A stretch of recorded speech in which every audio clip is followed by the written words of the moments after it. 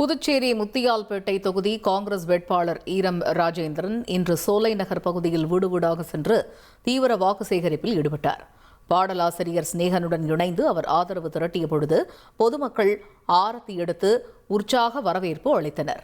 பின்னர் செய்தியாளர்களிடம் பேசிய அவர் மக்களின் அமோக ஆதரவை பார்த்து தோல்வி பயத்தில் ஆளுங்கட்சியினர் வருமான வரி சோதனை உள்ளிட்ட பல்வேறு நெருக்கடிகளை கொடுத்து தன்னை பிரச்சாரம் செய்ய விடாமல் தடுக்க பார்ப்பதாகவும் எத்தனை அழுத்தங்கள் வந்தாலும் வெற்றி பெற்று சட்டமன்ற உறுப்பினராக பதவியேற்பது உறுதி என்றும் அவர் தெரிவித்துள்ளார். எங்கள் ஆஃபீஸு வீடு, என்னோடய ஃப்ரெண்ட்ஸ் வீடு, எல்லா வீட்டிலேருந்து பயங்கரமாக ரைடு பண்ணாங்க. கிட்டத்தட்ட 40-45 பேர் ஒரு இடத்துல நின்று மஃப்டியில் வந்திருக்காங்க, சிஆர்பிஎஃப் வந்திருக்காங்க. எவ்வளோ பேர் எங்கள் ஆஃபீஸ் ஃபுல்லாக சர்ச் பண்ணாங்க. எதுவுமே கிடைக்கல அப்படின்னு சொல்லி வெயிட் பண்ணாங்க.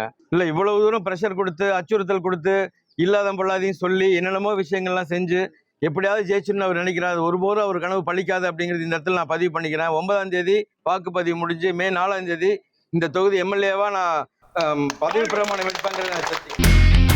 இனி செல்லும் இடமெல்லாம் செய்தி. தந்தி டிவியின் வாட்ஸ்அப் சேனலை ஃபாலோ பண்ணினா செல்ல இருக்கும் இடமெல்லாம் செய்தி. இதோ QR கோட் இப்பவே ஸ்கேன் பண்ணுங்க, ஃபாலோ பண்ணுங்க.